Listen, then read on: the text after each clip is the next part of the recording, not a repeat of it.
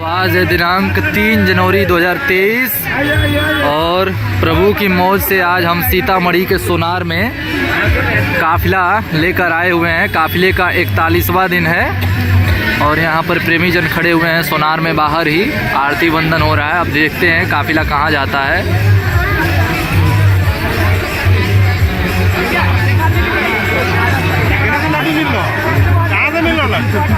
लड्डू बताए बड़ी बड़ी लड्डू हाँ वो पीछे बढ़ रहा है लेकिन पिकअप साथ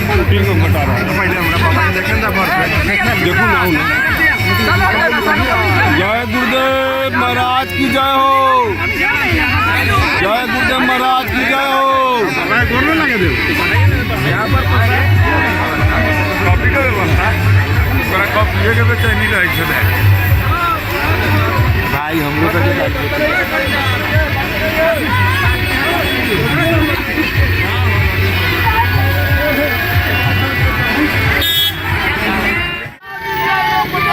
तो सोनार के गेट में स्वामी जी महाराज अब प्रवेश कर रहे हैं। देख लीजिए, बहुत भव्य गेट बनाया गया है, बिल्कुल सतगुरु धाम जैसा।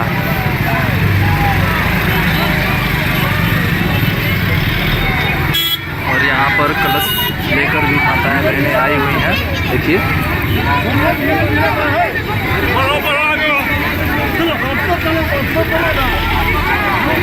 बहुत ऊंचा और बहुत भव्य गेट द्वार, स्वागत द्वार बनाया गया है।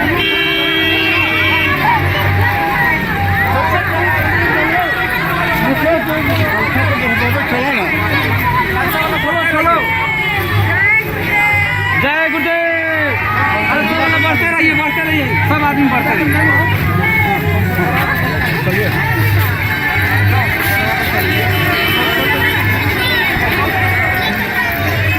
रात्रि में दिख नहीं रहा है लेकिन बहुत स्पष्ट और बहुत स्वच्छ साफ गेट बनाया गया है। बहुत अच्छा लग रहा है।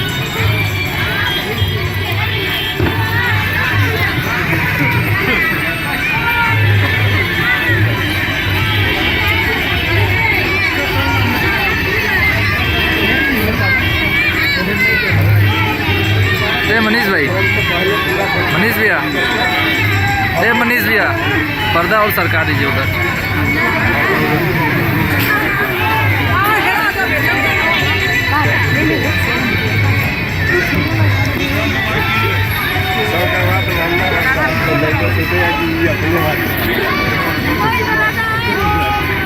खाना पड़ता है दीदी,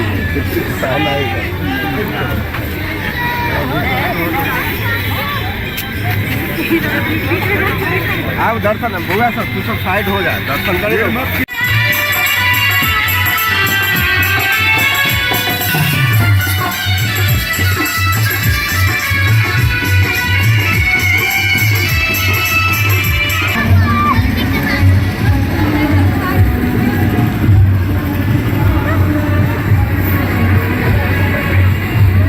तो परम पूज्य स्वामी जी महाराज आ चुके हैं सोनार में।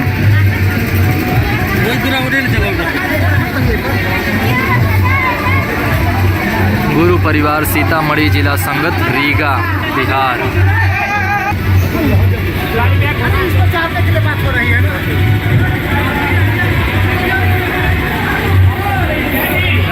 बहुत भव्य द्वार को सजाया गया है।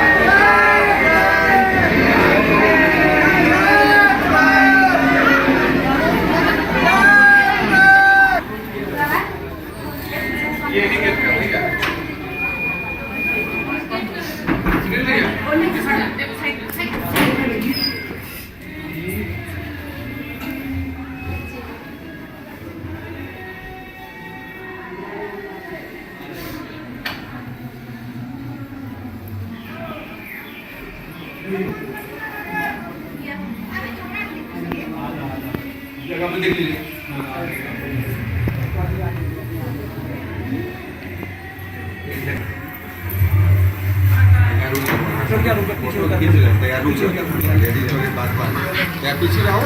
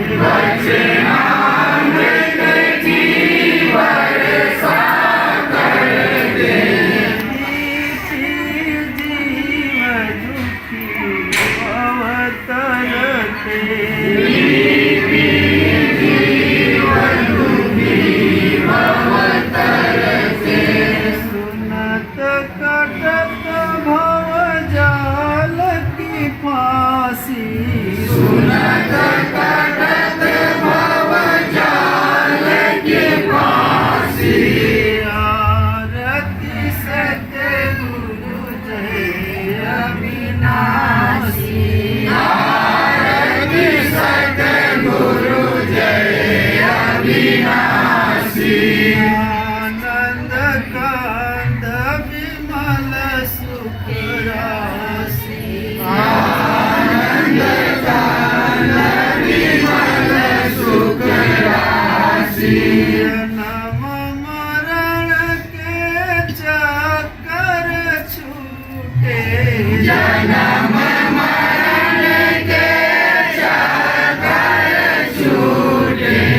जगत जान के फांदे टूटे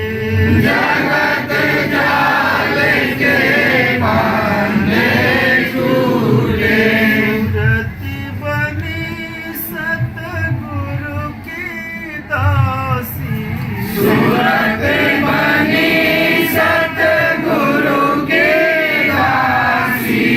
आरती सतगुरु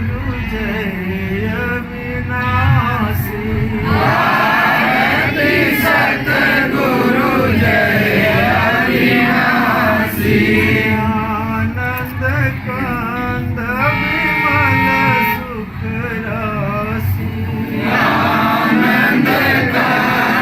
विमल सुख राशि माया जाल काल वरुणी जय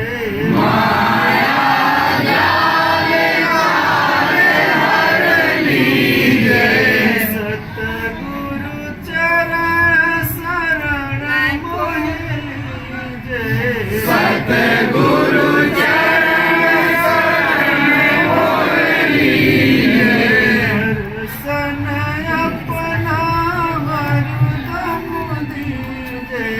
दर्शन अपना हरदम दीजे दया करो दुर्धाम के वासी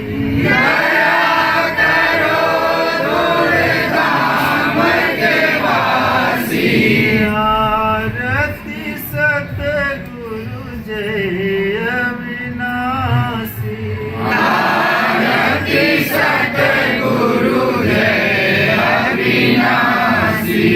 आनंद कंद विमल सुख राशि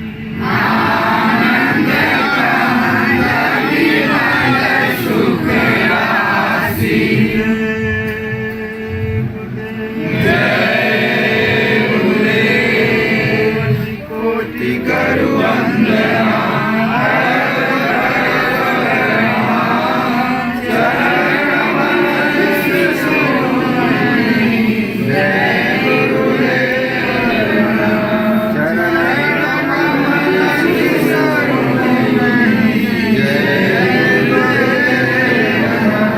दाता सबके सदा रहे गुरुदेव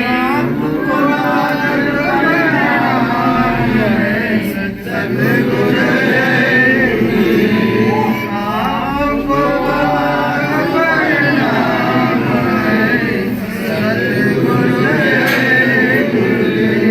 प्रेम से बोलिए देव नाम किसका पवन नाम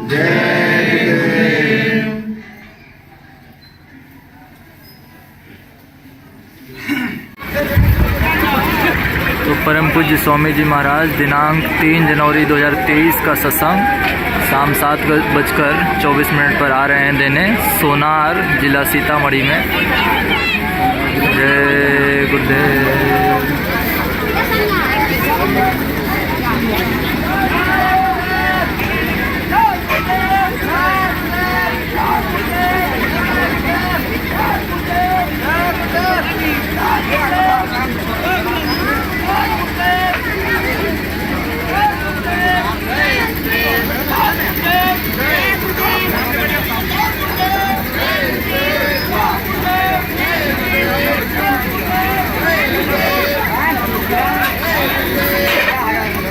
जय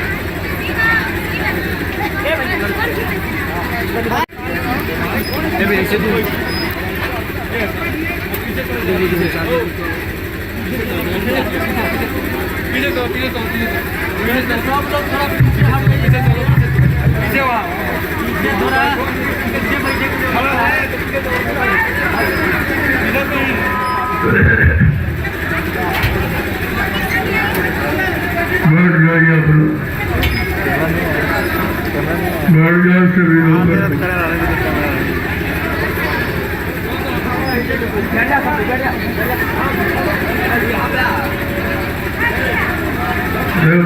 सत्संग में तो बैठ के सुनना चाहिए। रूबरू फेस टू फेस तो आपकी समझ में आएगा कि सत्संग क्या है। सत्संग कोई कथा वार्ता का नाम नहीं है और सत्संग कोई भाषण की प्रचन का काम नहीं है और सत्संग कोई मनोरंजन नहीं। अभी तक आपने कथा वार्ताएं सुनी जो पिछले युग की, सतयुग की, त्रेता की, द्वापर, उनको अपने समय का कलयुग का संदेश नहीं मिला। जब कलयुग में संत पधारे तो उन्होंने जीवों के आत्म कल्याण के लिए सत्संग जारी किया।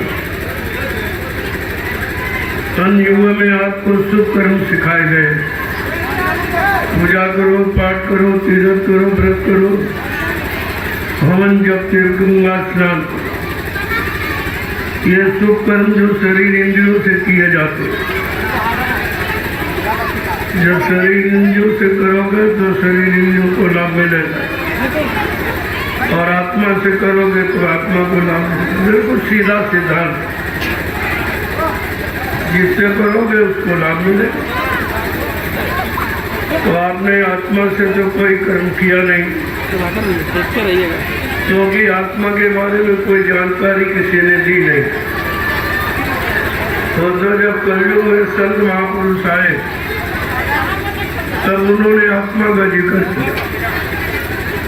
ये जानते ही नहीं आत्मा क्या है, किधर से आई, कैसे आई, और ये मनुष्य शरीर में है, दोनों आंखों के मध्य भाग में कैसे बैठ गई, ये किसी को नहीं मिला। इसीलिए जो महापुरुषों ने कहा कि बदरिया पाप की बरस रहे अंगार, संत न आते जगत में तुझे मरता संसार। अगर संत महापुरुषों का आगमन इस कलयुग में न हुआ होता तो जीवात्माओं को कभी घर जाने का मौका नहीं मिलता, क्योंकि ये रात किसी के पास नहीं। आत्मा परमात्मा के मिलन का ये भेद किसी को मालूम नहीं है। ये तो आकर के संतों ने यहाँ रास्ता खोला और बताया कि जब तक जीवात्मा के जगाने वाले संत महात्मा नहीं मिलेंगे तब तक जीवात्मा को कोई ज्ञानी ध्यानी विज्ञानी जगा नहीं सकता, कोई ऋषि मुनि नहीं जगा सकते। जब ब्रह्मा जी की नहीं जगी, विष्णु की नहीं जगी जीवात्मा, शिव जी की नहीं जगी, राम और कृष्ण की नहीं जगी, देवी देवताओं की नहीं जगी, तो तुम्हारी कैसे जगी? तुम तो वो जानता ही नहीं है। ये अमोलक जो युक्ति रास्ता है ये संतों ने आके खोला। अगर ये ना आते तो ये कुछ आपको नहीं मिलता। ये तो जब उनके अंदर दया उठी आपने बुलाया नहीं था, क्योंकि आपको मालूम नहीं संत कहाँ रहते हैं और कैसे आएंगे, किस काम के लिए आएंगे, कौन सा काम करेंगे जो सृष्टि में किसी ने कभी नहीं किया। ये संतों की महिमा, लाख दया कोमल की संता। जब संतों के हृदय में दया उठी तो बराबर देख रहे हैं कि सतयुग बीता, त्रेता बीता, द्वापर बीता, लेकिन जीवात्मा को रास्ता देने वाला कोई यहाँ आया नहीं और न किसी ने रास्ते को बताया। तब उनको यहाँ पर अपनी जीवात्मा के उद्धार कल्याण के लिए आना पड़ा और तभी से आपको ये जानकारी मिली है कि जीवात्मा क्या है। इस दो लोगों ने कहा ईश्वर अंश जीव अविनाशी, चेतन अमल सहज सुखरासी, लेकिन इसका मतलब नहीं बताया कि जीवात्मा चेतन है और शरीर जड़ है। जब चेतन जीवात्मा के बारे में कहा गया तो आपको चेतन जीवात्मा का काम चेतन से करना चाहिए। शरीर तो जड़ है, जड़े करे चेतन। जो जड़ शरीर को चेतन का रूप दे सकती है वो कितनी सामर्थ्य है, कितनी शक्तिशाली है जो तुम्हारे जड़ शरीर को चेतन का रूप दे दिया। उसी के कारण तुम्हारा शरीर चलता फिरता उठता बैठता काम करता खाता पीता नजर आ रहा, और जिस दिन जीवात्मा निकल जाए उसी दिन ये शरीर मुर्दा हो जाए। फिर इसको कोई खड़ा नहीं कर सकता। ये ताकत संसार की किसी जड़ वस्तु में नहीं है जो शरीर को चेतन का रूप दे दे। ये तो केवल परमात्मा की जीवात्मा में ही शक्ति ताकत, और ये किसी ने आपको आज तक बताया नहीं। तुमको केवल शरीर इंद्रियों वाले सुख कर्म बताए गए, लेकिन उसके बारे में ये नहीं बताया कि सुख कर्मों से मिलता क्या, इसकी जानकारी हो। लेकिन संत गोस्वामी जी महाराज जब इसी कलयुग में आए, इन्होंने रामचरितमानस लिखा, उन्होंने ये सारा उत्तरकांड में किया है कि पुण्य पुण्य बिन मिलई ना संता, और संत बिना सूझे नहीं पंथा। कि पुण्य कर्मों से तुम्हें संत महात्मा मिलेंगे। संत महापुरुषों की पहचान, जब पुण्य कर्म करोगे, पूजा है, पाठ है, तीर्थ है, व्रत है, हवन जब गंगा स्नान, इससे क्या होगा? तन शुद्ध होगा, मन शुद्ध होगा, इंद्रियां शुद्ध होगी, खान पान शुद्ध होगा, संग सोबत शुद्ध होगी और कर्म शुद्ध होगा। जब इतना शुद्धिकरण होगा तब आपके अंदर संत महात्माओं की पहचान की शक्ति पैदा, तब तुम्हारी बुद्धि में विवेक ज्ञान संत महात्माओं की पहचान के पहले नहीं आई। अगर आई होती तो ऋषि मुनि संत महात्माओं के बारे में जरूर कहते, योगी योगेश्वर कहते, अवतारी शक्तियां कहती, ज्ञानी वैज्ञानिक कहते, लेकिन किसी ने ये नहीं कहा। तो आपको ये आज मौका मिला है, ये तुम्हारे जीवन का कर्मों का पुण्य फल, जो आप इस सत्संग में आए हुए हो और बैठे हुए हो, ऐसी चर्चा सुन रहे हो जो 3 युगों में 3 साल में कहीं नहीं। ये किसी ने आपको बताया नहीं कि जीवात्मा परमात्मा से कैसे मिलेगी। जब तक परमात्मा से नहीं मिलेगी तब तक इसको पूर्ण संतुष्टि नहीं मिलेगी। जैसे आज आप आए हो, हम कितनी बदसंगी की लेवल करावे, लेकिन आपके अंदर ही होगा, घंटे भर बात करोगे, घर चलो घर चलो घर। यानी जो घर में शांति मिलती है, बड़े टूटी फूटी झोपड़ी हो कैसा हो, अपने घर में व्यक्ति को शांति मिलती। ठीक इसी तरह से जीवात्मा किसी राजा के महाराजा के धनी मानी के शरीर में क्यों न चली जा, पूर्ण शांति जब भी मिलेगी जब वो संत महात्मा जीवात्मा को जगाने वाले आपको मिलेंगे और जीवात्मा को जगा के जब परमात्मा से मिलाएंगे तब इसको पूर्ण शांति मिलेगी। और ये 3 युगों से भटक नहीं, 1 युग से नहीं, 3 युगों से भटक नहीं। कोई इसको संतुष्टि प्रदान कराने वाला मिला ही नहीं। कोई सच्चा रास्ता घर के जाने का, पहुंचाने का आपको मिला ही नहीं।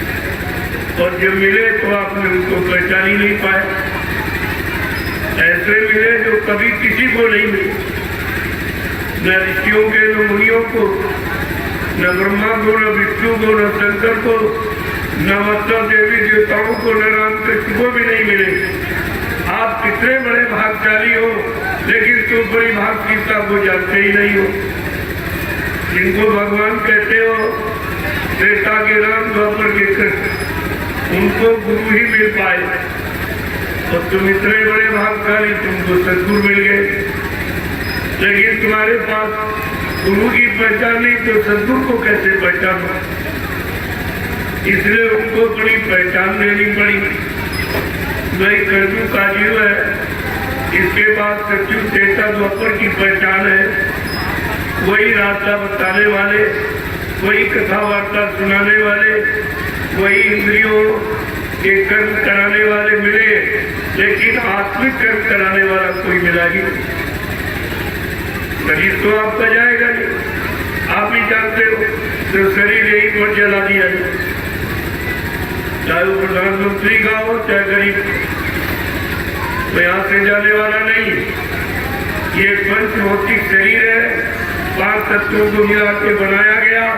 जो चीज बनाई जाती है वो बिगड़ती जरूर। अगर बड़ी बनाई आती, जैसे जीवात्मा बड़ी बनाई आई, उसको कोई बिगाड़ नहीं सकता, उसे कोई मार नहीं सकता, जला नहीं सकता, उसके साथ तुम्हारी कोई क्रिया नहीं होती, क्योंकि वो बड़ी बनाई आई और शरीर यहाँ बनाया गया। चित जल सागर गगन समीरा पंच तत्व या रचित शरीर, ये रचना है, ये शरीर की संरचना है कि 5 तत्वों को मिलाकर जल, पृथ्वी, अग्नि, वायु, आकाश, इन 5 मसालों को मिलाकर विचित्र कारीगरी से भगवान ने ये मनुष्य मंदिर बना के तैयार किया। आप ये भी नहीं समझ पाए कि भगवान ने किसके लिए बनाया। भगवान ने अपनी जीवात्मा के लिए बनाया। ये शरीर जीवात्मा के रहने का मकान, अपनी जीवात्मा के लिए परमात्मा ने ये मनुष्य मंदिर बनाया। लेकिन तुम ये बात समझ नहीं पाए और तुमको किसी ने बताया नहीं, तो समझने लगे कि खाने कमाने के लिए मिला, यानी आहार, निद्रा, भय, मित्र, खाना, पीना, सोना, कमाना, मन मुक्त त्याग करना, हाल औलाद बच्चे पैदा करना, इसके अलावा तुमने आज तक इस मानव जीवन का सच्चा अर्थ नहीं समझ पाए, क्योंकि इसके अलावा कोई जानकारी रहा ही नहीं।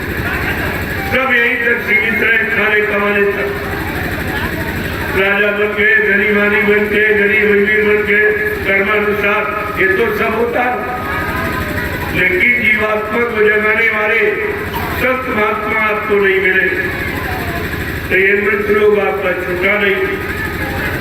अभी कब तक ये आप उसी में पड़े रहोगे, क्योंकि मृत्यु लोग से यानी छुड़ाने वाले आए तो आपने उनको पहचाना नहीं।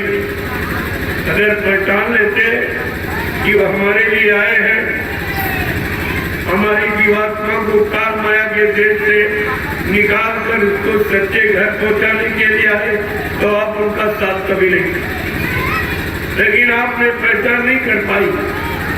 उनको समझते कि हमारे जैसे हाथ पैर नाक काटने वाले आ गए, बस यही आपकी भूल। ऐसे लिखा यही है कि जब जब प्रभु मनुष्य शरीर कि जब आएंगे तो मनुष्य शरीर में आएंगे। हरे कृपा दिन सज्जन पीड़ा, लेकिन वो कृपा निधि है, सब पर दया करने वाले, सब पर मेहरबानी करने वाले, सबके कष्टों को निवारण करने वाले, उनका कृपा निधि नाम। ये विशेषता सब नाम के साथ क्यों जोड़ी गई? आप विशेषण जानते ही नहीं हो, विशेषता कहाँ से जानते? यही तो जानकारी कराने के लिए संत महापुरुष आए और उनको जानकारी ये देनी पड़ी। लेकिन कितने लोग जानकार बन पाए? जानकारी दी जो 45 करोड़ लोगों ने दी, लेकिन एक भी जानकार नहीं निकला जो गुरु की जानकारी को पकड़ता और लेता और उस जानकारी से सच्चा जानकार बनकर अपनी जीवात्मा का कल्याण कर लेता, ऐसा कोई भी नहीं दिखता। बड़े अफसोस की बात है कि 45 करोड़ जीवों को जानकार बनाया गया, जानकारी दी गई, लेकिन कोई जानकार नहीं बन पाया। ये तो सबसे बड़े अफसोस की बात है और जीवों के सबसे बड़े दुर्भाग्य की बात। ये दोनों चीजें आपकी, तो जब तक आप बच्चों को नहीं सुनोगे तब तक कोई बात समझ में नहीं। और वचन सुनना तुम्हारे मन के बस की बात नहीं है, क्योंकि मन को इसमें कोई ऐसा आनंद नहीं, मन को कोई भोगों का रस नहीं मिलता। इसलिए मन तुम्हारा संत महात्माओं के बच्चों को पकड़ी नहीं, उसको बड़ा रूखा फीका लगता कि ये क्या कह रहे हैं, ये तो वो कह रहे हैं जिससे हमारी मौज मस्ती ये सब खत्म हो जाएगी, लोगों का रस समाप्त हो जाएगा। लेकिन ये नहीं सोच पा रहा है क्या तो यही पड़ा रहेगा, तो अपने पृथ्वी धाम कब जाएगा, मन भी नहीं सोच पा रहा। अब जीवात्मा बेचारी इसी मन का इंतजार कर रही है। देखो ये है जीवात्मा का भाव, ये मन का, ये जीवात्मा का हृदय और ये मन का हृदय। अभी तक लोगों को यही नहीं पता कि जीवात्मा का हृदय का और मन का हृदय, केवल इसी को हृदय जानते हो, पर जानते हो क्योंकि इसके अलावा ऊपर की जानकारी किसी को ही नहीं। 2 आंख 2 कान 2 नाक नीचे गुदा इंद्रिय, इसके अलावा क्या जानते? ये 9 द्वार है, लेकिन 10वें द्वार की जानकारी नहीं कराएगी। जब तक 10वां द्वार नहीं खुलेगा, 10वें द्वार पर मन नहीं पहुंचेगा, तब तक जीवात्मा को जाएगी नहीं। क्यों? दूसरे मन से वादा किया कि बगैर तुमको साथ लिए मैं वापस नहीं जाऊंगा। अब वो इसीलिए अपने मित्र मन का इंतजार करती और मन इधर सराबोर है भोगों में, उसको उसे नहीं रहा किसी ने हमारे लिए ये मतलब यानी वादा किया या हमारा कोई इंतजार कर रहा, चलो हमको जागना चाहिए, जाना चाहिए। लेकिन इतना शराबुर हो गया वो सब भूल और सारी शक्ति इन्हीं लोगों में बर्बाद कर दी। अब इसके बस का कुछ नहीं है कि स्वतः खड़ा हो, अब खड़ा होकर वहां पहुंचे, इतनी भी सामर्थ मन में नहीं थी। तो संत महापुरुषों ने सर्वप्रथम इसी मन को पकड़ा, इसी मन को समझाने का काम। उन्होंने कोई जात पात, कोई मजहब धर्म, कोई छोटा बड़ा, कोई गरीब अमीर, स्त्री पुरुष, उनको नहीं समझाया, उन्होंने सबके मन को समझाया। क्योंकि मन ही ये शैतान है और मन के द्वारा ही तुम सब काम करते हो, शरीर नहीं काम करता, शरीर से मन काम कराता। शरीर तो जड़ है, जड़ स्वतः कोई काम नहीं कर सकता, लेकिन ये मन शरीर को साथ में लेकर पाप भी करता है, पुण्य भी करता है, अच्छा भी करता है, बुरा भी करता है, सुख भी करता है, अशुभ भी करता है, सब। और इन दोनों कर्मों का फल इसी मृत्यु ऐसा नहीं, ये भी नहीं बताया गया कि पुण्य कर्म का फल क्या और पाप कर्म का फल। लेकिन संत महापुरुषों ने कहा ये दोनों बेड़ियां, पुण्य सोने की बेड़ी और पाप लोहे की बेड़ी, तो दोनों खलेगी। बेड़ी मतलब बंधन, बंधन दोनों में, चाहे पाप करोगे तभी मृत्युलोक में बंधनों में, यानी मतलब मुसीबत तकलीफों में चले जाओगे, और पुण्य करोगे तब भी बंधनों में रहोगे, भले राजा महाराजा बन जाओ। लेकिन ये बंधन नहीं समाप्त और तुम्हें बंधन मुक्त होना है। बंधन मुक्त की बात किसी ने बताई नहीं। वो रास्ता केवल संत महापुरुषों के पास, और संतों की बात आप कभी सुनते नहीं हो, न सुनते हो, न मानते हो, न अपनाते हो, तो फिर ये काम तुम्हारा कभी नहीं हो पाए।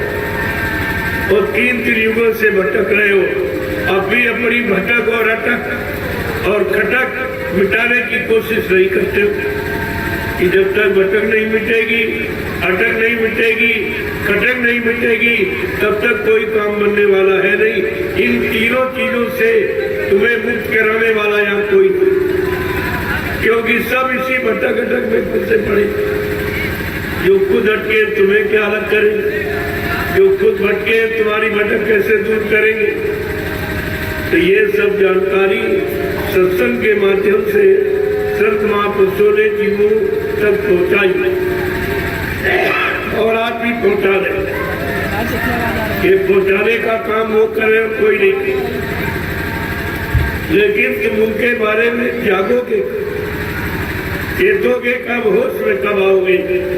आज भी लोगों की ये होश नहीं है और न इस बात के लिए कोई सोच रहा कि हमें जागना है, जा करके कहाँ जाना है, किधर जाना है, जागा जाए तो किस काम के लिए जागा जाए, कौन से काम करके जगेंगे और कौन सा काम करके सोते रहे। ये दोनों जानकारी आपको करनी चाहिए। तो वही जानकारी देने के लिए आज ये प्रयास, ये जो जन जागरण, जो शाकाहारी काफिला आपकी नगरी में आया है, ये सब जानकारी देने के लिए कि जागोगे, जागे तब आंख खुल जाए, जागना नहीं, होश आ जाए। जो आप भोगों की प्रगाढ़ निद्रा में सो रहे हो, उससे आप जगो और जग करके अपने असली काम को, अपने असली कर्म को, यानी समझो कि तुम्हारा मानव कर्म क्या है, तुम्हारा मानव धर्म क्या है, कि मनुष्य शरीर किस कर्म के लिए मिला, कौन सा कर्म करना, कौन सा कर्म नहीं करना। बस इसी की जानकारी आपको लेना। कैसे कर्म कर रहे हैं, यानी कैसा खान पान करना है, कैसा खान पान नहीं करना। वो खान पान करो जिससे बीमारी ना आवे, पारस्परिक प्रेम प्यार मोहब्बत समाप्त न हो, लोग एक दूसरे के काम आवे, एक दूसरे पर दया का भाव रखें, एक दूसरे के मन मस्तिष्क में माँ बहन बेटी बहू की परख पहचान हो। इसको कहते हैं मानव कर्म। ये मनुष्य का सच्चा कर्म है। अब आप सोचिए ये कर्म किसमें, ये तो किसी में नहीं।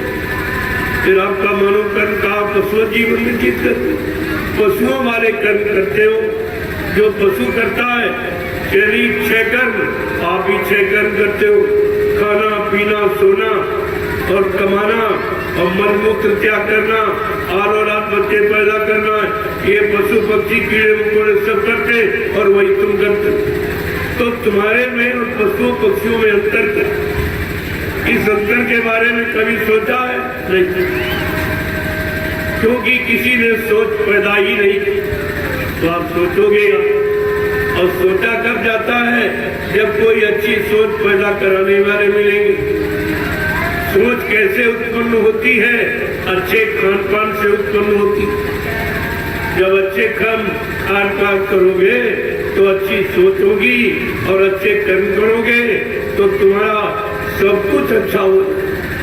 जो तुम अच्छा सोचते हो, अच्छा परिवार मिले, अच्छे पत्नी मिली, अच्छा पति मिले, अच्छे बच्चे मिले, अच्छी खेती दुकान दफ्तर बिजली व्यापार हमारा अच्छा हो, और ये सब चाहते हो आप अच्छा हो। लेकिन कभी ये सोचते हो कि अच्छा कर्म भी हम करें? जब आपको ये बताया कि ये भारत देश कर्म प्रधान देश, ये जात प्रधान धर्म प्रधान देश नहीं, कर्म प्रधान देश। और उसके बारे में किसी ने बताया नहीं कि कर्म प्रधान है तो मानव को कौन से कर्म करने चाहिए। कर्म तो आप सुबह शाम तक करते ही, लेकिन कौन सा कर्म तुम्हारी मानवता इंसानियत को लाएगा, तुम्हारे अंदर प्रेम प्यार मोहब्बत को लाएगा, तुम्हारे अंदर सेवा दया सदाचार परमात्मा की यादगार कराएगा और तुम्हारे मन में माँ बहन बेटी बहू की फर्क पहचान कराएगा। इसको कहते हैं मानव कर्म। और इन पर चले और इनका पालन करे और अपनी व्यवस्था इनके अनुसार अच्छी बना ले, उसको कहते हैं मानव धर्म। अब धर्म कर्म की बात किसी ने आपको बताई, किसी विद्वान से आप पूछो कि धर्म किसे कहते हैं, तो आपसे कहेगा पूजा करो, पाठ करो, तीर्थ करो, व्रत करो, हवन जब तब यज्ञ गंगा स्नान करो। अरे वो तो सीधा करो माने कर्म। जब कर्म परिभाषा पूछी गई धर्म की और बता रहा कर्म की, इसका मतलब धर्म की सच्ची परिभाषा किसी को मालूम। अगर मालूम होती तो धर्म माने होता व्यवस्था, तो आपके परिवार की व्यवस्था, समाज की व्यवस्था, देश की व्यवस्था, नया सुरक्षा की व्यवस्था, रोजी रोटी की व्यवस्था, ये आपकी बिगड़ती गई। अगर सच्चे धर्म की परिभाषा बताई गई होती और धर्म का सच्चा अर्थ बताया होता तो आपकी व्यवस्था थी। इसका मतलब सच्चे मानव धर्म की जानकारी किसी को है। कर्म को ही धर्म बताते तो भी धर्म क्या? अगर कर्म धर्म तो धर्म क्या? तो इस बात का और किसी ने बताया नहीं, आपने किसी से पूछा भी नहीं, तो बिगाड़ दोनों तरफ से। बताने वाले नहीं मिले और पूछने वालों में जिज्ञासा नहीं हुई किसी तरह, तो बिगाड़ तो आपका इसीलिए हुआ है। अब इस बिगड़े माहौल को कोई ठीक नहीं कर सकता और जिन पर आपने जिम्मेदारी डाली उन्होंने आपका कोई काम ठीक नहीं किया। जो आपने नेताओं पर जिम्मेदारी डाली कि प्रधानमंत्री, मुख्यमंत्री, राष्ट्रपति हमारा काम ठीक है, किसी ने किया? कितने प्रधानमंत्री, मुख्यमंत्री, राष्ट्रपति, सांसद, विधायक आपने बना डाले, लेकिन तुम्हारा काम आप तक किसी ने नहीं। तो ये काम करना नहीं चाहते या इनको काम करने की जानकारी नहीं, तो में से कोई बात जरूर। और तुमने इन दोनों पर विचार भी नहीं किया।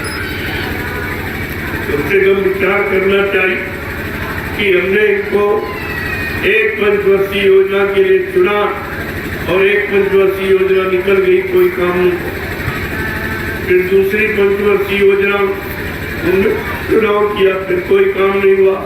इस तरीके से 14 पंचवर्षीय योजनाएं आपकी निकल गई, यानी 70 वर्ष आपके जीवन के चले गए और आप तक कोई काम नहीं हुआ। ये कब आप सोचोगे?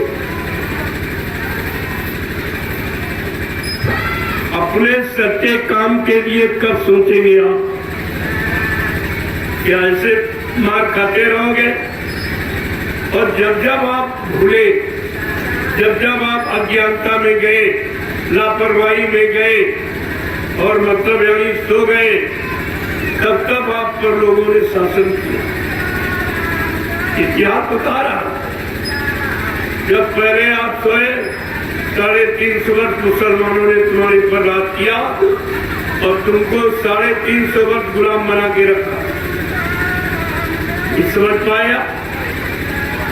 फिर आप सोते रहे तो मुट्ठी भर अंग्रेज आए, उन्होंने 200 वर्ष तुम्हारे पर शासन किया, तुमको गुलाम बना के रखा और तब से तुम सो ही रहे हो, अब भी सो रहे हो। 70 साल इन नेताओं के निकल गए, इन्होंने तो उनसे ज्यादा खराब। मुसलमानों ने ट्रेड टैक्स नहीं लगाए, अंग्रेजों ने ट्रेड टैक्स नहीं लगाए, इतनी यानी महंगाई नहीं की, इतनी बेरोजगारी नहीं थी उनके समय में, इतने चोरी डकैत कत्ल नहीं थे और जितने इन लोग। इसका मतलब इतिहास भी आपके सामने पड़ा। ना इतिहास को पढ़ते हो और न समय को देखते हो। भूतकाल का इतिहास न उसको जाना और न वर्तमान में कोई काम आप कर पाए हो, तो ये सोचो तुम्हारा भविष्य कैसे बने? जो भूतकाल को समझता है और वर्तमान में अपना काम बना लेता है उसका भविष्य अच्छा होता है। अब तुम्हारा भविष्य अंधकार में हो गया क्योंकि तुमने वर्तमान में समझ नहीं पाया, भूतकाल के इतिहास को सामने रखकर कोई जानकारी आप ले नहीं पाए। अब तो भविष्य आपका अंधकार है। सुख शांति की बात तो तुम भूल जाइए, ना कहीं सुख मिलेगा, ना कहीं शांति मिलेगी, ना कोई नया सुरक्षा देगा, न रोजी रोटी मिलेगी, न महंगाई गरीबी खत्म होगी, न टैक्स जीएसटी खत्म होंगे, ये तो अभी और बढ़ेगी। जब तक ये भारत की जनता जागेगी नहीं तब तक ये बढ़ते ही रहेगी, क्योंकि वो लोग समझ रहे हैं कि हम अच्छा करते कभी तो कोई कहता नहीं, कभी कोई विरोध नहीं करता। तो ये समझ रहे भाई अगर चोर को पकड़ा ना जाए, सजा न दी जाए तो क्या चोरी करना बंद करेगा? और धीरे धीरे और तो तैयार हो जाए। कहने का मतलब हमारा ये है कि आपको जो समय मिला उस समय में आपने किया ना अपने लिए कुछ कर पाए, ना समाज देश के लिए कुछ कर पाए। आपका पारिवारिक जीवन, सामाजिक जीवन, व्यवहारिक जीवन सब कष्टों में चला, सब लड़ाई झगड़ों में फंस गया।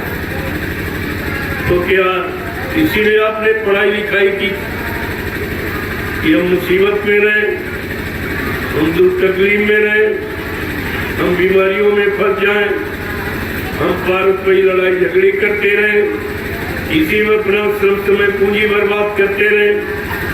या तुमने पढ़ाई लिखाई का कोई मतलब समझा? कुछ विचार ही नहीं किया। अरे आज के 50 वर्ष पहले इतने पढ़े लिखे लोग नहीं और इतने स्कूल कॉलेज नहीं, लेकिन वो बिना पढ़े लोगों के अंदर उनमें प्रेम, सेवा, दया, सदाचार, परमात्मा की यादगार भरी। उनके मन में माँ बहन बेटी बहू की पूरी परत में आज सारा समाज शिष्ट और पढ़ा लिखा, लेकिन इन बातों से पूछे खाली। और यही तुम्हारे दुख का कारण, तुम्हारे दुख का यही कारण। जब तक आप इस भाव विचार में नहीं आओगे तुम्हारे दुख कोई अलग नहीं, दुखों से तुम्हें कोई मुक्त कर ही नहीं सकता, क्योंकि दुख मुक्त करने के कारण यही है। इसलिए आपको मैं ये सारा सोच करके सब निर्णय लेकर आपके बीच में आया हूँ कि आप महात्मा तो नहीं बन पाए, धर्मात्मा नहीं बन पाए, सच्चे ईमानदार चरित्रवान नहीं बन पाए, तो कम से कम शाकाहारी बन जाओ।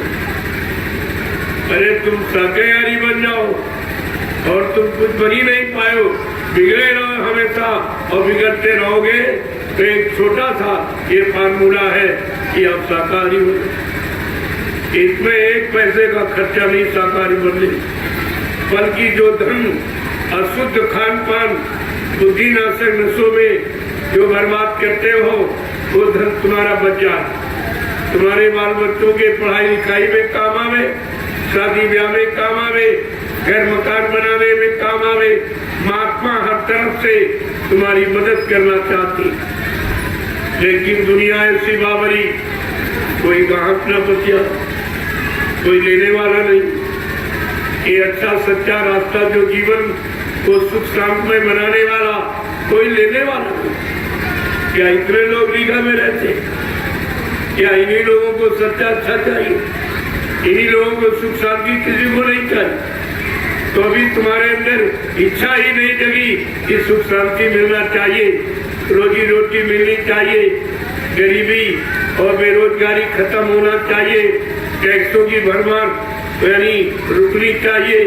इस पर आप विचार ही नहीं करते। एक तो कोई कहने वाला नहीं, बताने वाला नहीं, आपको इन मुसीबतों से दूर करने वाला नहीं, और संत महात्मा तैयार हुए तो तुम उनकी सुनते नहीं, तो फिर काम कैसे?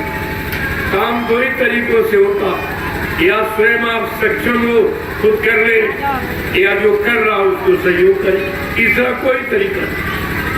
और दो में से तुम्हारे पास एक भी तरीका, ना तुम सक्षम हो और जो कर रहा हो उसका काम तुम्हें दिखाई नहीं देता।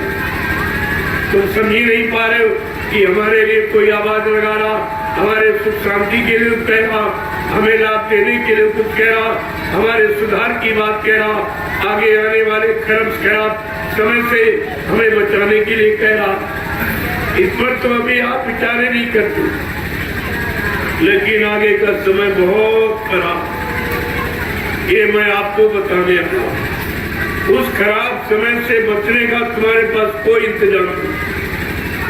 जो तुम अहंकार में, गरुड़ गुमान घमंड में ये सोच रहे हो मेरे पास रहने के लिए मकान है, बंगला है, कोठी है, फ्लैट है, खाने के लिए घर में रोटी है, और मतलब यानी पैदा करने के लिए खेती, दुकान, दफ्तर, बिजली, व्यापार, मजदूरी है, सहयोग के लिए पत्नी, बाल बच्चे, परिवार है, तुम्हें ये नहीं मालूम ये कुदरत के झटके में समाप्त हो गया।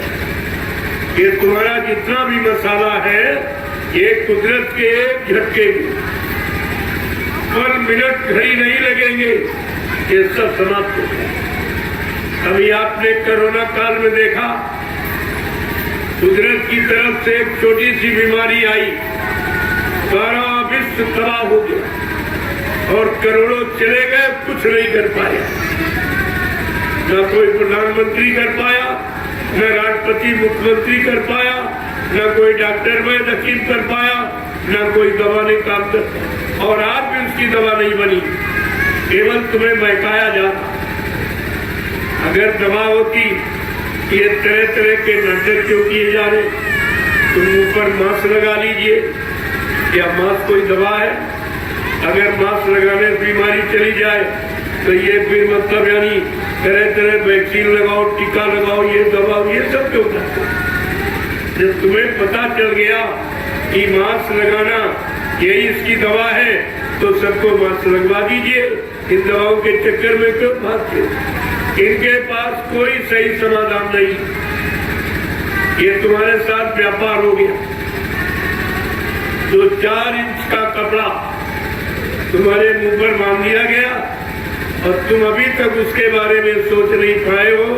तुम पढ़े लिखे हो, बड़े बड़े डॉक्टर, स्वास्थ्य विभाग को चलाने वाले वो भी नहीं समझ पाए कि अगर नाक और मुंह बंद कर दिया जाएगा तो फेफड़ों की क्या हालत, न स्वच्छ वायु मिलेगी, न स्वच्छ ऑक्सीजन मिलेगी, तो फेफड़े आपके कमजोर हो जाएंगे, एक नई बीमारी और पैदा हो जाएगी, डॉक्टरों को रोजगार मिल जाएगा और सबकी दवा बिकने लगेगी। ये सब तुम्हारे साथ व्यापार हो रहा और इसके बारे में कोई कहने वाला। किसी नेता ने कहा कि अरे जो जिम्मेदार है तुम्हारे, जिनको जिम्मेदारी आपने सौंपी है, किसी ने आप कोई बताया? कोई महात्मा आया बताने कि नहीं ये सब नाटक, ये सब खिलवाड़ किया जा रहा, ये कोई समाधान नहीं है, ये कोई दवा नहीं है। इनको यही नहीं पता कि कोरोना किसे कहते। और बाबा जी ने ये बहुत पहले बताया था, 6 नवंबर 1986, ये कोई तारीख आपको नहीं पता, किसी को मालूम नहीं। 6 नवंबर 1986 तो आपसे कहा गया था कि आप लोग शाकाहारी हो जाओ, सब परिवार। कुदरत आपके काले कारनामों से नाराज हो गई। जो आपने मारकाट, हिंसा, चोरी, कत्लेआम, व्यभिचार, कुत्ता, झूठ, छल, कपट, बेईमानी की, इससे कुदरत तक नाराज, और वो नाराजगी में एक बीमारी भेजेगी।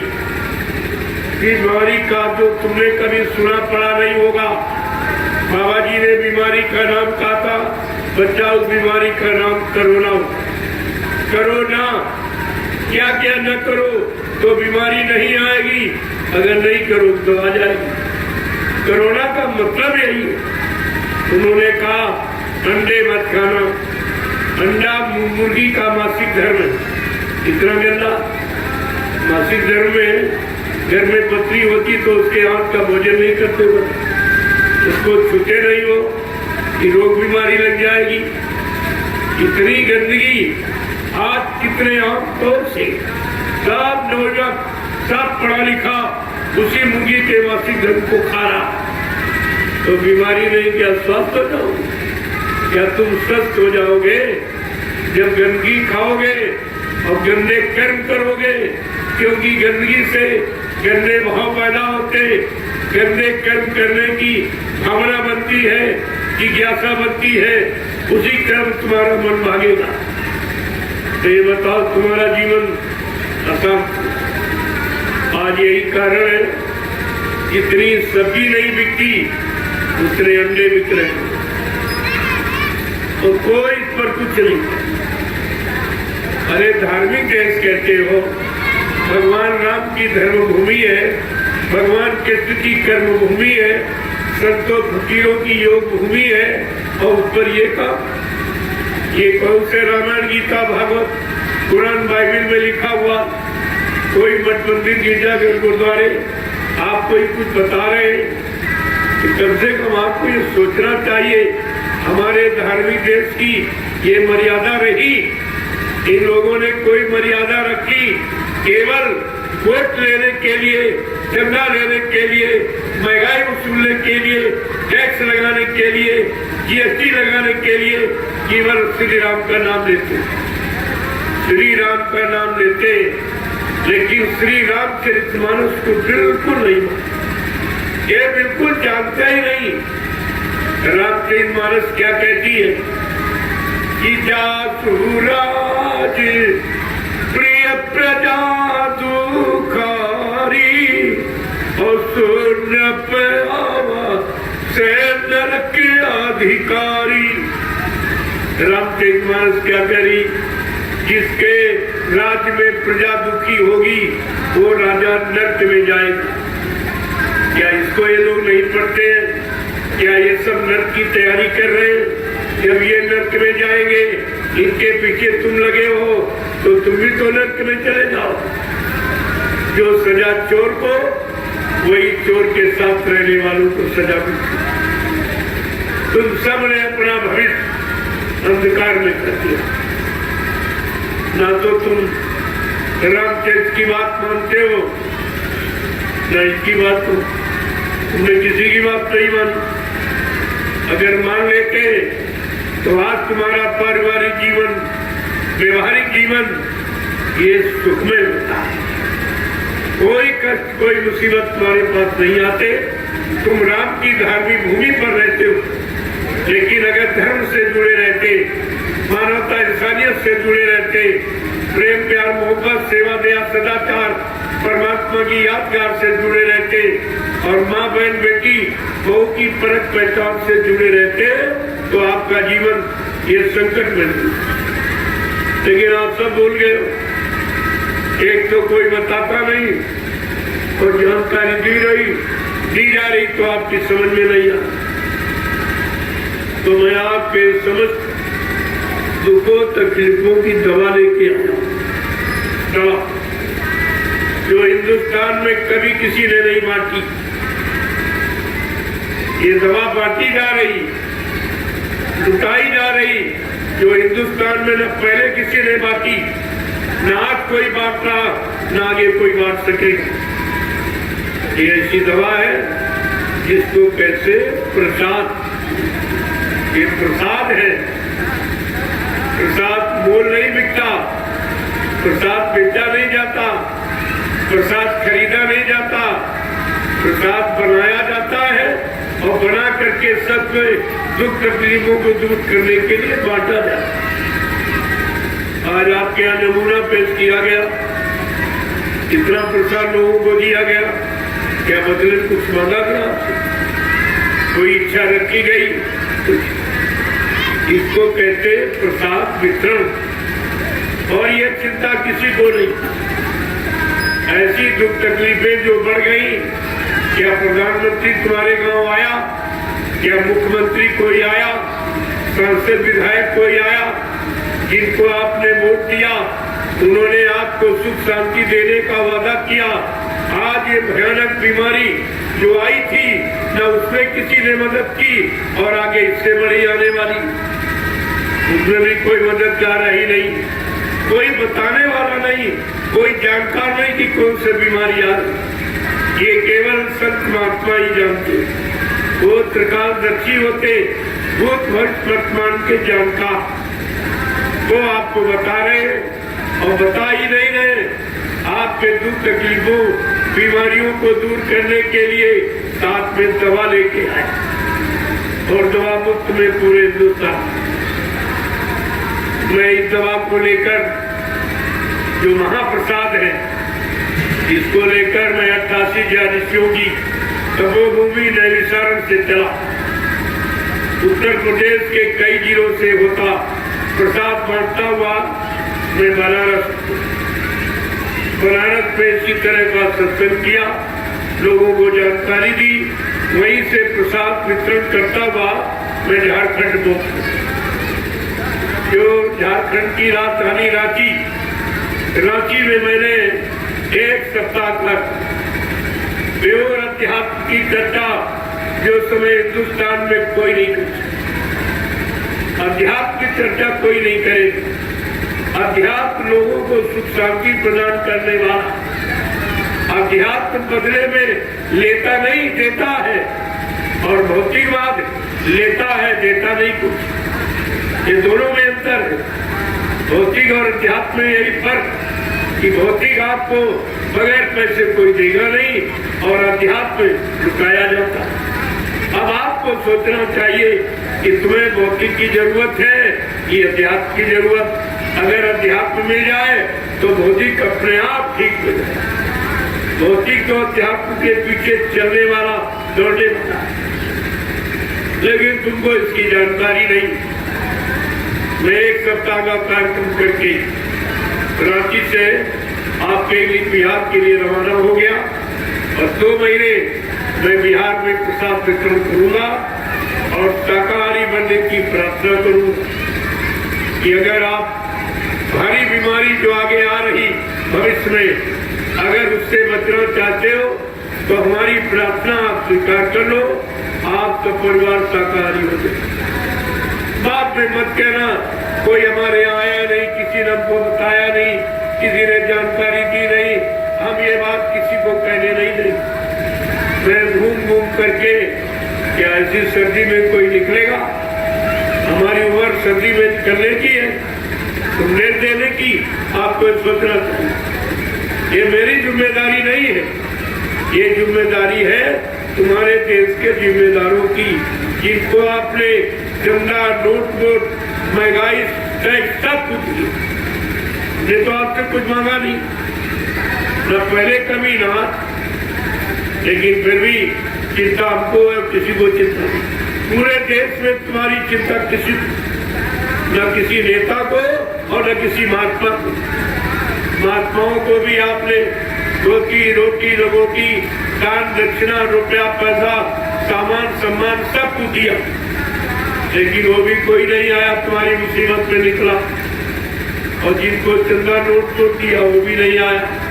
कहने का मतलब जिनको आपने दिया सब कुछ ईमान धर्म, सच्चाई, ईमानदारी सब आपने निखार कर दी, लेकिन तुम्हारी मुसीबत आपत्ति के लिए कोई नहीं निकला। जब मैंने ये देख लिया अब तो इनकी कोई बीमारी परेशानी दूर कर नहीं सकता, क्योंकि कोरोना काल में देख लिया गया कि किसी ने कुछ किया ही नहीं और ऐसा भय पैदा किया तुम्हारे अंदर बीमारी का। ये रोना कुछ नहीं। पहले को पुराने लोग बैठे होंगे, उन्हें पता होगा निमोनिया, ये निमोनिया ही है। कोरोना तो एक भय पैदा कर दिया तुम्हारे अंदर, और इतना भय पैदा कर दिया कि सबसे रिश्ता तुम्हारा छुड़वा दिया। अगर पति को जुकाम सर्दी बुखार हो गया तो पत्नी कहती नहीं, इनको घर में नहीं रखेंगे, इनकी सेवा नहीं करेंगे, इनके पास नहीं बैठेंगे। यानी नफरत, इतनी बड़ी नफरत कि पत्नी पति को नहीं देखना चाहती, रखना नहीं चाहती, और बाप बेटे को और बेटा बाप को नहीं रखना चाहता, भाई भाई को नहीं, यानी ऐसी नफरत यानी पैदा कर दी गई कि प्रेम प्यार मोहब्बत सब खत्म। ये क्यों किया गया जानते हो? कि चालाकी।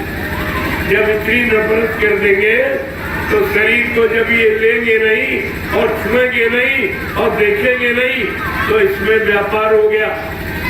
किडनी है, फेफड़ा गुर्दा है, यानी जो कीमती सामान तुम्हारे शरीर के पुर्जे, इनको निकाल के व्यापार हो गया।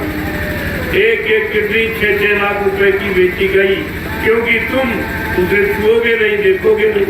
उनको मौका मिल गया, कोई छूने वाला, कोई लेने वाला, कोई देखने वाला है नहीं, तो सब निकाल के ये व्यापार हो गया आपका। और अभी तुम सो रहे हो, कब जागोगे? तुम्हारी पढ़ाई लिखाई तुम्हारे काम नहीं आ रही तो देश समाज के क्या काम आएगी? तुम अपना भला नहीं कर पाए, क्या देश समाज का भला कर सकते हो? तो कुछ नहीं, सब चुपचाप एकदम मौत। और उसमें एक तरह से नहीं, फिर तुमको तुम्हारे घर में जेल बना दी गई। 3 महीने के लिए आपको बंद रखा गया। कोई बोला? अरे पूछना चाहिए भाई, कौन हमने गलती की है, कौन हमने गुनाह किया है, कौन पाप किया है, हमने देश का, राष्ट्र का, समाज का कोई नुकसान किया, आखिरकार हमको जेल, घर में जेल बना के क्यों बंद किया जाए? कोई नहीं बोला, कोई विपक्ष भी नहीं बोला। इसके बाद देखा तो तुम्हारी दुकान बंद कर दी गई, तुम्हारा व्यापार बंद कर दिया गया, तुम्हारा रेल यातायात मोटर बंद कर दिए गए और कोई नहीं बोला। ये बताओ, क्या ये दवा है जो ये बंद किए गए? ये कोई दवा है, कोई उपचार है, कोई कोरोना का समाधान है? इस पर कोई बोला ही नहीं, सब चुप हो गए, एकदम मौन। यही मौन तुम्हारा उस समय हुआ तो मुसलमानों ने 350 वर्ष तुम्हारे पर राज किया, और यही मौनी तुम साथ गए तो मुट्ठी भर अंग्रेज आए और उन्होंने 250 वर्ष तुम्हारे पर राज किया, गुलाम बना के रखा, और वही मौनी आज साधे हो तो ये सब तुम्हारे पर राज किया। आखिरकार तुम जागोगे, चेतोगे कब? ये पूछ रहेगा तुम्हारी पढ़ाई लिखाई किस काम है? इस पर कोई विचार कभी किया ही आपने? ये सब इसके बाद विद्यालय, न्यायालय, कार्यालय सब बंद, और कुछ नहीं बोला कोई। परिणाम जानते हो कितना बुरा हुआ कि 20 वर्ष हिंदुस्तान पीछे चला गया। ये 20 साल तक अपनी उन्नति, उत्थान, प्रगति नहीं कर सकता, और इनके पास कुछ नहीं रहा, खजाना खाली। केवल एक ही साधन है, महंगाई बढ़ाना और बेरोजगारी बढ़ा देना, क्योंकि इनके पास काम देने के लिए पैसा नहीं, इसीलिए तुम्हें नौकरी नहीं दे रहे, कोई वैकेंसी नहीं, कहते कुछ सही नहीं, और चुप है, इसके बारे में कोई कुछ बोल भी नहीं रहा। फिर तुम डिग्री क्यों बांट रहे? इन बच्चों का भविष्य क्यों अंधकार में कर रहे हो? जैसे प्रसाद बांटा जाता है ऐसे डिग्री बांट रहे, और डिग्री लिए वो सड़क पर घूम रहा, कोई काम नहीं है, योग्यता के अनुसार कोई काम नहीं, कोई व्यवस्था नहीं, कुछ नहीं। अब तुम इनसे कोई उम्मीद मत रखो कुछ होगा। अब तुम्हें अपने पैरों खड़ा होना है, अपने आप में जागरूकता लानी है। अब ये सोने का और गफलत का वक्त नहीं। अगर और सो गए, गफलत पे चले गए तो बात में मत कहना कि हमारे यहाँ कोई आया नहीं, किसी ने बताया नहीं। आगे भारी मुसीबत आ है, उस मुसीबत से बचने का तुम्हारे पास कोई इंतजाम नहीं, न तुम्हारे पास न उनके पास, क्योंकि ये है कुदरत की नाराजगी। कुदरत की नाराजगी केवल संत महात्मा जाने, उनका कुदरत से सीधा संबंध, और तुम्हारा किसी का कोई संबंध नहीं। जब संबंध नहीं तो आप कैसे उससे काम करा पाओ? बाबा जी ने पहले भी आपसे प्रार्थना की कि आप लोग शाकाहारी हो जाओ, तो मैं कुदरत से तुम्हारे लिए प्रार्थना कर दूंगा। तो कहा अरे भाई थोड़ा रुक जाओ, भी मैं अपने बच्चों को शाकाहार का प्रचार करने के लिए पूरे हिंदुस्तान में भेजे देता हूँ। जब लोग मेरे शाकाहार के प्रचार को न माने और न सुने और न अपनाए, तो फिर तुम्हारी इच्छा मैं वो कर रहा हूँ।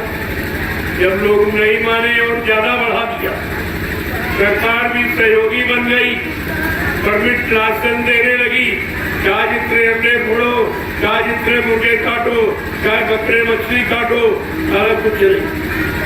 जब इस तरह का सहयोग हो जाएगा, इसी को धर्मशास्त्रों ने लिखा था, जब जैसी हो सभ्यता कब तैसी मति होए, और काल रेख की लेख को मेट सके नहीं को।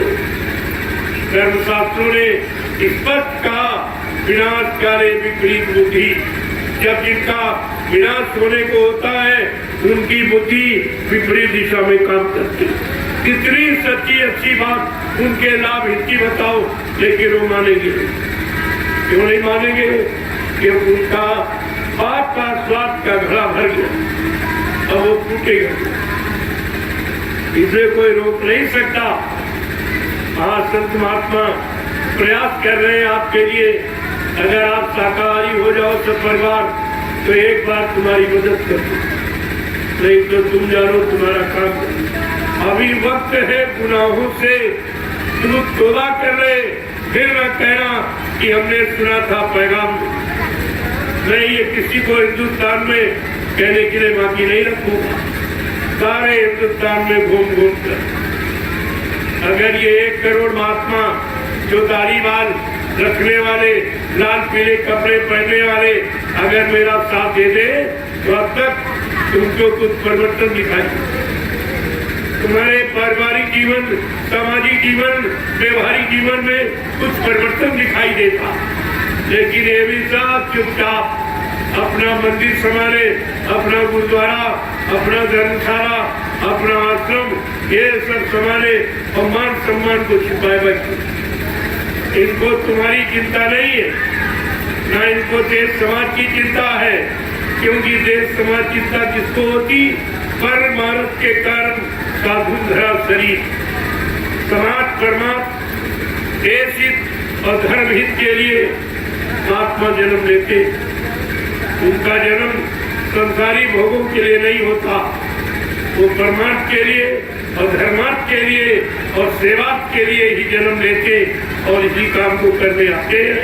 वो अपना काम समय से करते हैं, अपनी फर्ज अदायगी, अपना कर्तव्य निभाते। तो इसलिए आपको सोच लेना चाहिए। और हमारी यही प्रार्थना आपसे है कि आप लोग सब परिवार साथ, अभी आपके लिए समय है, नहीं तो तुम जानो तुम्हारा काम जाने। ये नहीं कहोगे भाई किसी ने बताया। जय गुरुदेव,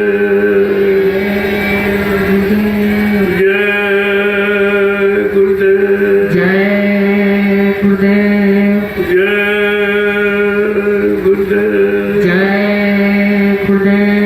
जय गुरुदेव। नाम किसका? प्रभु का। जय गुरुदेव। नाम किसका? प्रभु का। जय गुरुदेव। नाम किसका? प्रभु का। प्रभु का प्यारा नाम। जय गुरुदेव। तब आप लोग खड़े हो जाओ, खड़े हो जाओ आप लोग। बहुत देर से बैठे हो, तो वो उतना सुनो जितना याद हो। पहले मैं 5-5, 6-6 घंटे समझे थे, लेकिन देखा आप सब भूल जाते। आगे सुना, पीछे खत्म। तब उतना सुनाया जाएगा जितना हजम कर सको, जितना अपने जीवन में उतार कर उसका लाभ प्राप्त कर सको, उतना ही बताएगा। और मुख्य तो आपकी परेशानियों की दवा मिलनी चाहिए। भाषण से थोड़ी परेशानी ठीक होती, लेकिन दवा के बारे में जब तक बताया नहीं जाए कि दवा किन किन मर्जों पर कैसा कैसा काम करेगी, तब तक आप दवा का प्रयोग नहीं करो। तो दवा की महिमा, उस प्रसाद की महिमा बताने के लिए ये सब आपको इतना बता। जब आप परहेज करोगे दवा तभी फायदा करेगी। इसमें परहेज केवल इस प्रसाद में कि आपको पूर्ण शाकाहारी रहे, अंडे, शराब, गोश्त, मांस, मछली से दूर, दूसरे की निंदा, आलोचना, बुराई, कटिसाई से दूर, दूसरे के धन, स्त्री और पति से। ये परहेज है। अगर आप परहेज करना सीख जाए, मैं दावे के साथ आपके बीच में कहे जा रहा हूँ, ये जय गुरुदेव नाम और ये महाप्रसाद दोनों आपका पूरे जीवन में हर वक्त काम है। जो कोई नहीं काम कर सकता वो ये नाम का।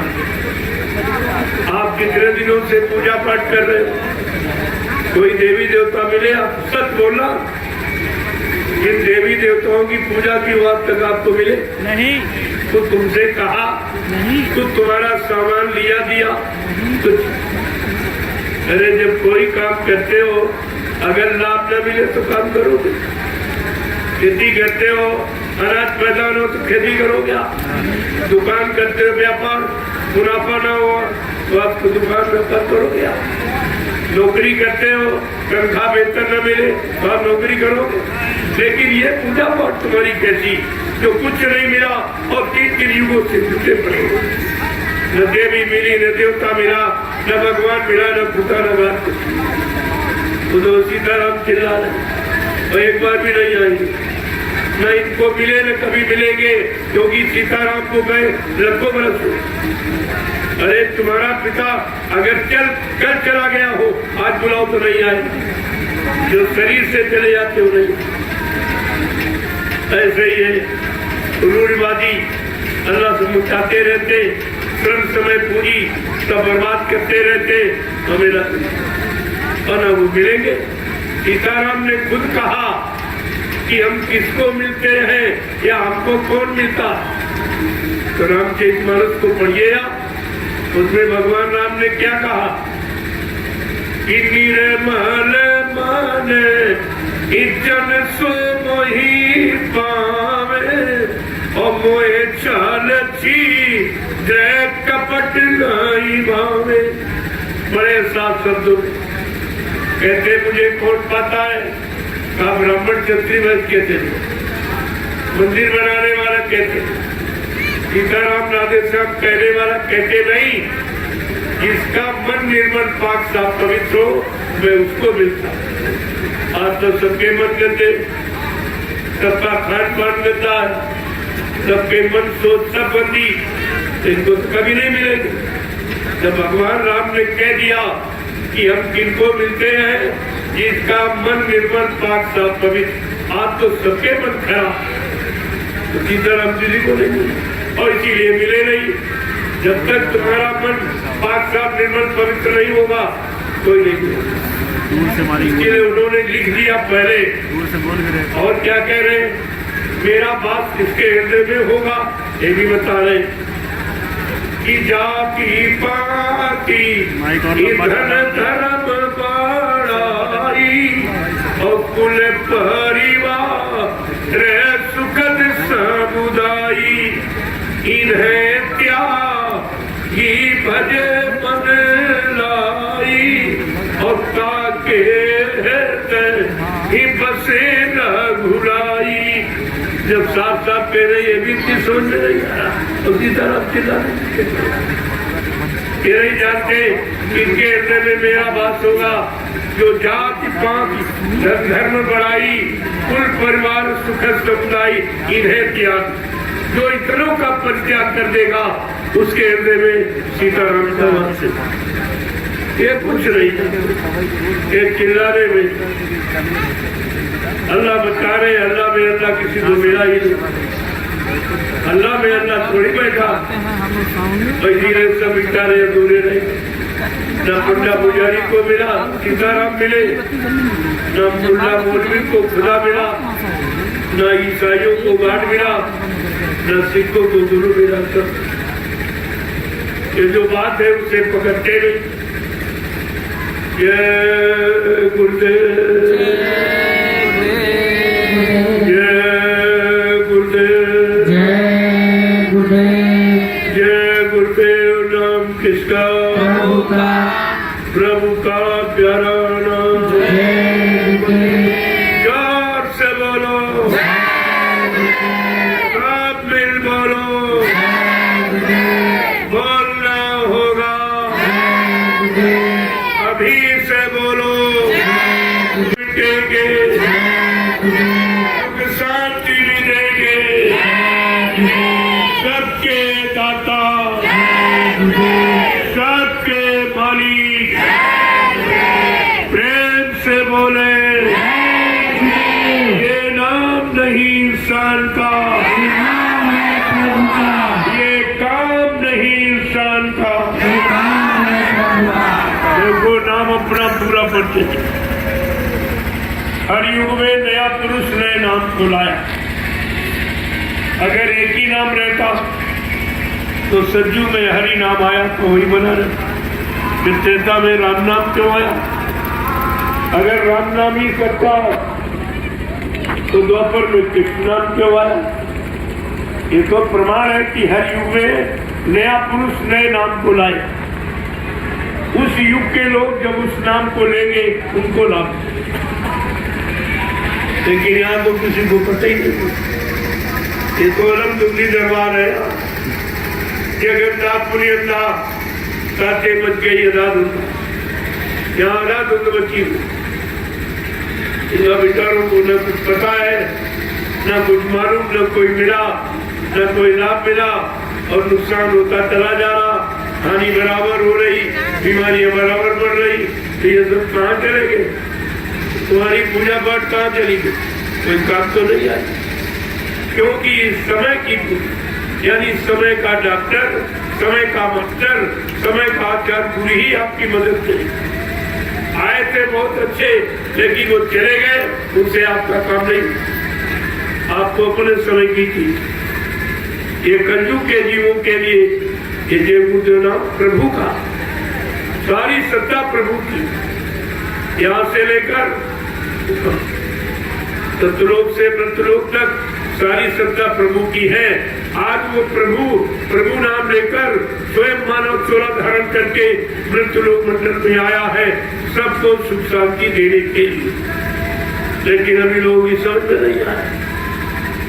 जय गुरुदेव। अब आप लोग महाप्रसाद ले लीजिए, जो आपको किसी ने कभी नहीं दिया।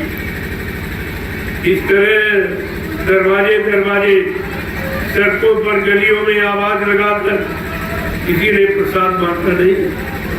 ये सृष्टि का पहला दिन, सृष्टि के प्रथम महापुरुष जिन्होंने आपके लिए, आपकी हमदर्दी के लिए, आपकी चिंता को दूर करने के लिए ये कदम उठाया गया।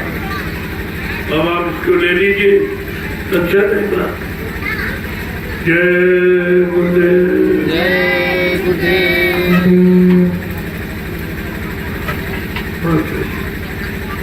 देखो एक झंडा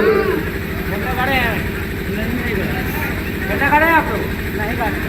तो वो कई कार्यक्रम रखो, जय गुरुदेव प्रभु नाम का झंडा करो, तो तुमको नाम की सत्यता का प्रमाण मिल जाएगा। हिंदुस्तान में कितने झंडे हैं?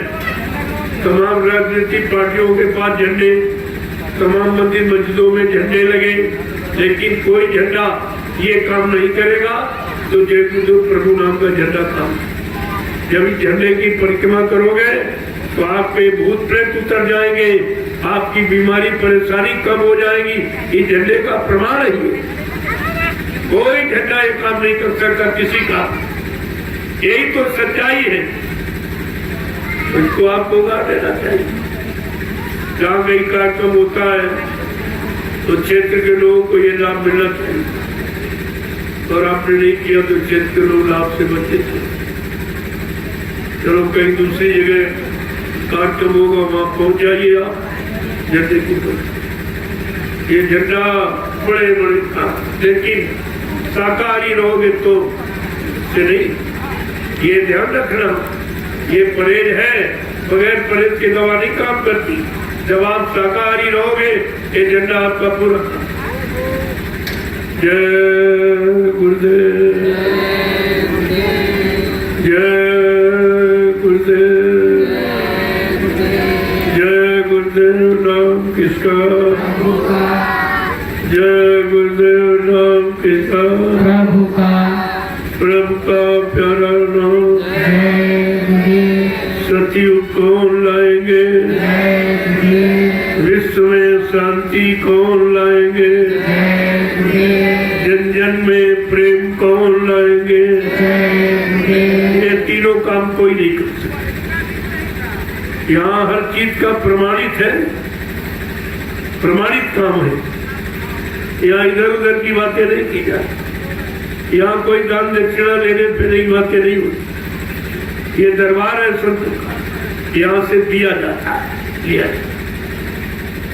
अब आपकी कोई श्रद्धा है, सेवा भाव है, कहते नहीं हम इस प्रचार में नहीं जा पाएंगे, कहते दुकान दफ्तर नहीं बंद कर सकते, हमारा कुछ गाड़ी कमाई लगा दो तो हमको भी लाभ मिल जाए। हमने अगर ऐसी तुम्हारी कोई श्रद्धा सेवा भाव तो मैं आपका लगा दूंगा, हमको कुछ नहीं, मैं क्या करूँगा, हमको इसकी बिल्कुल जरूरत नहीं। आपको अगर जरूरत है हमारा भला हो जाए, कुछ समय का लाभ मिल जाए, इस प्रचार प्रसार का लाभ मिल जाए तो आप इसका जय गुरुदेव। चलो आप प्रसाद लीजिए।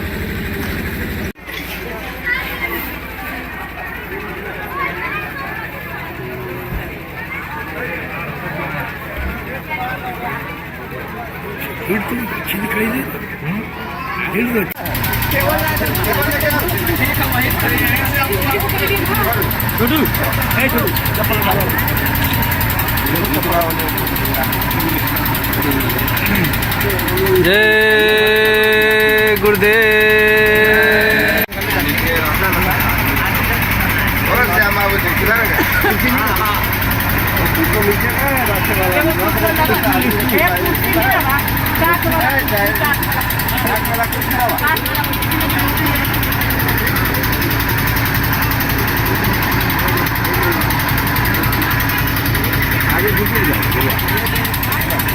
संतोष भैया, क्या नाम है जगह का? ये संग्राम फंदा। संग्राम रीगा टोले संग्राम फंदा। रीगा फंदा। रीगा फंदा फंदा संग्राम फंदा। हम यहाँ से 4 किलोमीटर।